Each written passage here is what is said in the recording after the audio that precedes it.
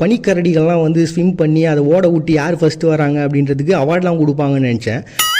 But ஆனால் polar bear swim டே அப்படின்றது என்னான்னு பார்த்தீங்கன்னா முதலாக இந்த கனடா, அமெரிக்கா இந்த மாதிரியான பகுதிகளில் என்ன பண்ணுறாங்க, ஒரு தொண்டு நிறுவனம் முன் வந்து மக்களுக்காக, பாதிக்கப்பட்டவங்களுக்காக பைசாவை திரட்டணும். அதுக்கு என்ன பண்ணலாம் அப்படின்னு யோசிச்சிருந்தப்போ தான் பார்த்தீங்கன்னா அரைகுறை ஆடையோட பார்த்தீங்கன்னா தண்ணியில் போய் குளிக்கிறது. அரைகுறை ஆடையோட தண்ணியில் குதிக்கிறாங்கன்னு நிறைய பேர் கிளம்பிடலாம் நினைக்காதீங்க. இது சாதாரண தண்ணி கிடையாது. பார்த்தீங்கன்னா ஐஸ் தண்ணி. கிட்டத்தட்ட இந்த போலார் கரடிங்கெல்லாம் இருக்கும் பார்த்தீங்களா, இந்த துருவ கரடிங்கெல்லாம் அது இருக்கக்கூடிய இடம்லாம் எப்படி இருக்கும், ஃபுல்லாக ஐஸாக இருக்கும்ல. அப்படிப்பட்ட ஒரு தண்ணியில் வந்து முங்கி எழுறது, அதில் வந்து குளிக்கிறது. ஸோ அப்படி அதை ஸ்விம் பண்ணக்கூடிய ஒரு விஷயத்தை வந்து கொண்டு வராங்க. அது மூலமாக மக்கள் வந்து நிதி கொடுக்கறதெல்லாம் யூஸ் பண்ணி பாதிக்கப்பட்டவங்களுக்கு வந்து உதவியும் இருக்கிறாங்க அந்த காலகட்டத்தில்.